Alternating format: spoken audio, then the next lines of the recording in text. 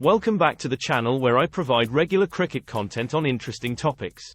Today's video is the second of two where I am running down who I believe to be the best part-time bowlers in Test history. As I mentioned in the first video, I have had to set some ground rules as it is not completely clear what constitutes a part-time bowler. My rules are that the player had to have played in at least 50 Test matches, taken less than 100 wickets, and is classed as a batsman on the ESPN player profile. With that housekeeping out of the way, let's get on with the list. Number 5, Michael Clarke. The Aussie known as Pup hasn't really been featured on the channel that much, other than when I highlighted when my wife fancied him. This is a bit of a shame because he has a Test record which really commands respect. I think with Clarke it was that he was a little sandwich between eras, catching the tail end of Ponting's mob and then edging out of the game as Steve Smith took over. In terms of his bowling, he was a very handy left-arm orthodox bowler who used to fire in his deliveries at a good pace.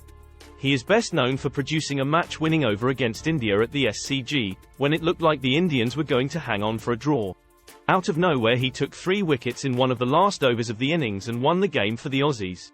Amazingly, that was not the only time he was the thorn in the Indians' side. He also took 6 wickets in the first innings in a test at Mumbai. Admittedly, that was not as painful for the Indians as they would win the match, defending a target of 107.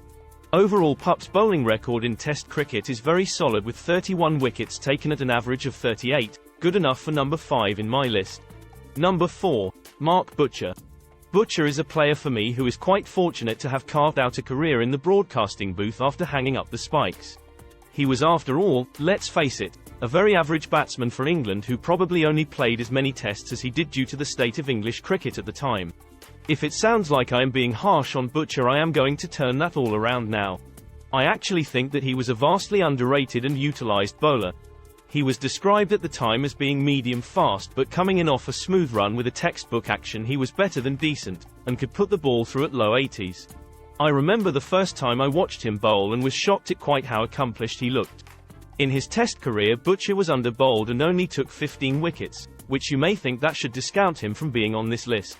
But during only his handful of spells he took 4 wickets in an innings twice and finished with a bowling average of 36, which is more than handy. Number 3, Steve Waugh. Steve Waugh is perhaps lucky to slip in past my ground rules for inclusion in this list. Many people, for example, believe him to be a genuine all-rounder, and also he just scraped under the 100 wicket maximum. ESPN however class him as a batter, and I can understand that as towards the end of his career he hardly bowled. But it should be noted that when he first came into the Australian side he was playing as a legitimate batting all-rounder. He was a talented bowler at that, coming off a short run and having the skill to move it both ways in the air. He was never quick, but he still had enough nip to catch good batsmen out. He took 5 wickets in an innings on 3 separate occasions and finished with a bowling average of 37. He even once opened the bowling for the Aussies, highlighting the faith that Allan Border had in him at the time. Overall though, for sneaking in past my ground rules and being a very capable bowler, Steve Waugh is a worthy number 3. Number 2, Allan Border. I am going to have to apologise in advance here as this video has turned into a bit of a Aussie love-in. I don't know what it is about those pesky Australians, but it seems like they're not content with being just world-beating batsmen. Take Border for example. He has a batting stats sheet which could rival any player in the history of the game. But just to rub everyone else's noses in it, he thought he would also be a very tidy left-arm off-spinner.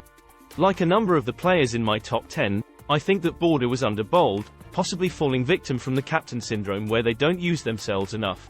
He still managed to take 39 wickets at an average of 39, but I clearly have to make mention of his most special performance with the ball. Firstly, I will set the scene.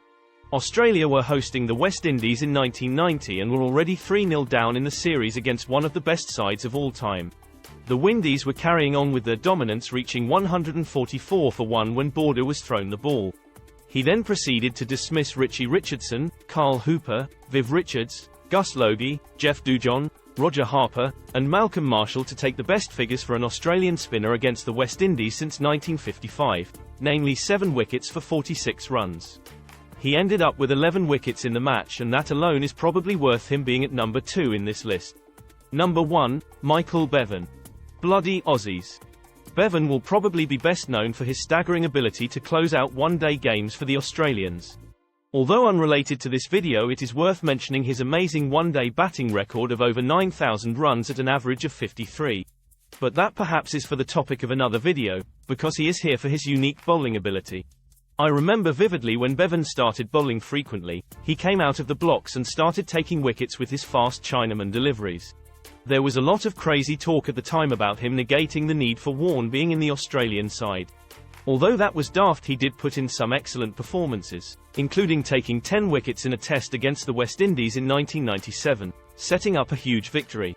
Overall in his test career, Bevan took 29 wickets at an average of 24. Whilst no one in their right mind would claim he was better than Waugh, he did finish his career with a better average than the great Victorian. If that isn't good enough for number 1 in my part-time bowlers list, I don't know what is. So who have I missed then, people?